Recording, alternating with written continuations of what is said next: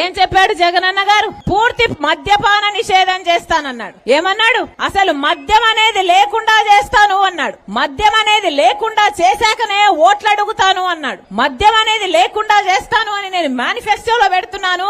ఆ మేనిఫెస్టో నాకు బైబిల్, ఖురాను, భగవద్గీతతో సమానం అని చెప్పాడు. మరేమైంది మద్యపాన నిషేధం? ఈ రోజు మద్యపాన నిషేధం కదా దేవుడరుగు. పూర్తిగా లిక్కర్ బిజినెస్ మొత్తం సర్కారే చేస్తుంది కదా.